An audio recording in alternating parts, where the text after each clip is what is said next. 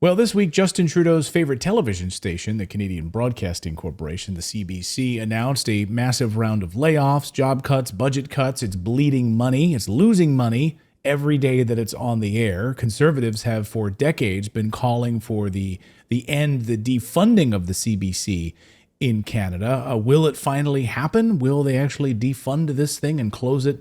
Uh, Finally put this horse out of its misery? Let's ask David Creighton from Ottawa, Canada. David, the CBC has been sort of a whipping boy for many, many years, and Conservatives have promised to defund this. I know this going back many, many decades. They've been promising, just like the PBS in the United States. Why are taxpayers funding this propaganda? But now it looks like they're almost putting themselves out of business. What's happening with the CBC? There's so much happening right now with the CBC. And as for it being Justin's favorite channel, I think his YouTube station is probably his favorite channel because nobody's watching it. But that's a story for another day. But CBC gets a $1.3 billion every year in taxpayer funding. It's been getting that for decades, over $1 billion. It just announced a week or so ago that it's going to cut 600 jobs, and it's got more planned cuts in the next year. Now, people are saying, how is it possible for a news station that gets that much government funding to have to lay off 600 positions? And unlike PBS, if you watch CBC on television, they have paid commercials. They don't offer commercial-free television. They never have. The radio service, yeah, but once again, that's nobody's listening to radio anymore. So it's no argument. There is no argument for the cuts they're doing, and to continue giving it over $1 billion a year. And that's really what the crux of this is. And the new president of CBC, who is an appointee of Justin Trudeau, had the gall to suggest, yeah, I'm going to cut 600 jobs, but those Christmas bonuses for the executives, not going to say we're going to cut those because we're so important. So Catherine Tate, Catherine Tate has become the image. She's become emblematic, if you will, of how elitist, how distant, how detached the CBC has become from ordinary Canadians. And she's a gift to conservative leader Pierre Poilievre, who has been promising now for about 2 years that if and when he becomes prime minister, he will defund CBC. And he's even joked about its headquarters here in Ottawa being low-income housing in the future, because he he is certain, I think, to finally come through on a long-held promise from many conservative leaders. Stephen Harper mused about it. Brian Mulroney mused about it, but not very seriously. But I think Polyev is the guy who's going to do it, and I think Catherine Tate has made it irresistible because she has personified how elitist this news organization is. I'm struck by how in the world, first of all, you even have 600 news employees for this organization. I mean, we here at Redacted have, I can count them on one hand, our team here.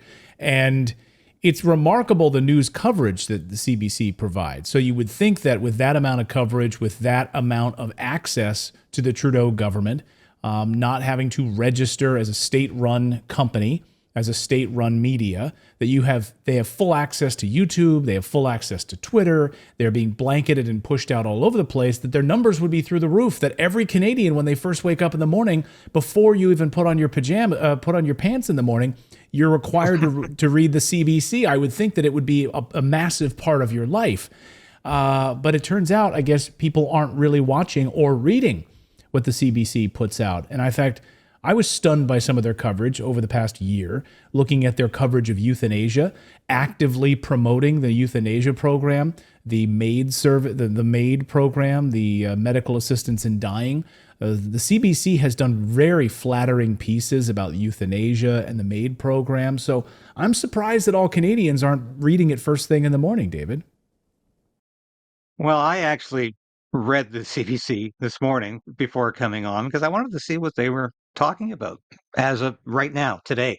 And there it was, a hit piece on Elon Musk, a hit piece on X, formerly known as Twitter, and how horrible it is that Alex Jones has a platform again. This is just awful because censorship is a good thing, didn't you know? And it's a bad thing to have discourse and diversity and discussion on social media. And Elon Musk is just horrible, man. He's anti-Semitic, and he's actually supporting white supremacy and blather, blather, blather. And this, of course, is the sort of nonsense you get. And he actually, author of this article I read, actually makes the outrageous remark that people like Alex Jones were deplatformed, and of course Donald Trump was as well, because they violated community standards. Now, what the hell does that mean? I have no idea. They don't either. Community standards are whatever Twitter in those days decided it was. It's whatever Facebook decides it is today. And it's like misinformation, disinformation to the Trudeau government. It's whatever they decide today. So, and you made the remark about how do you fire 600 employees? What are all these people doing in the first place? Well, when I was in the Air Force, I invited news media to my base to cover operations. I could always tell when CBC was at the main gate because they had 4 people. Literally, they would arrive for a news story with 4 people. One of them just with a bag of bagels. And I joked about it one time. I said, "What's he doing?" And the lead reporter, who's still with CBC today, actually, said, "Oh, he's the guy with the bagels." And I said, "You're kidding." No. That's how the organization works. The top dollar. I mean, you'll never get paid more as a journalist than you do at CBC, but it's even worse for the executives up to the president level. They're getting huge government salaries. And are they doing anything in return for that? Are they fulfilling the mandate of CBC, which was in 1935 when the corporation was created? It was to provide Canadian content because we were engulfed by U.S. entertainment, U.S. news, and still had links to the United Kingdom. So we needed Canadian news created by a Canadian news agency.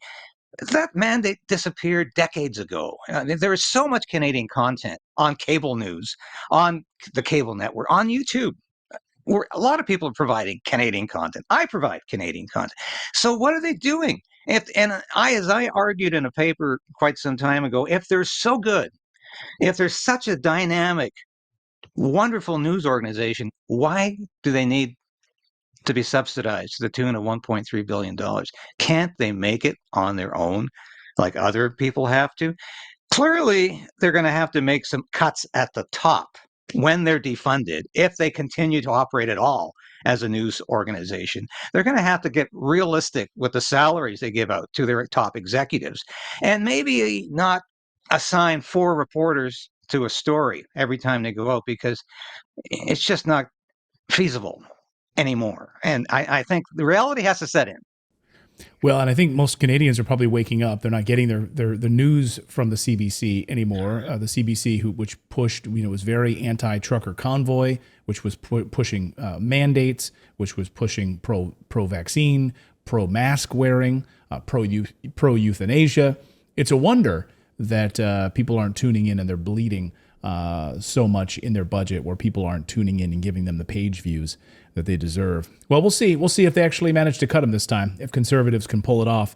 But it is disgusting. 600 people are going to lose their jobs while these executives are going to get nice bonuses for Christmas. That's the way it works in politics. David Creighton, thank you so much. And I think Redacted needs to hire a bagel person. Maybe that's what we need. Maybe that's what we're missing. We need to get a bagel person. So if that guy loses his job at CBC, we're hiring a bagel person.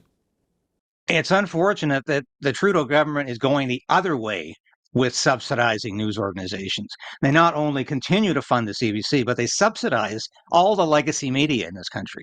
So it's insane. It's not only a waste of taxpayer dollars, it's buying off reporters. And that's what state media is all about. So that's the other reason we've got to defund the CBC and stop the subsidies for legacy media. Right. And censoring independent media in Canada. So censoring independent voices, censoring independent media, and funding the state-run media. That's not how a democracy works.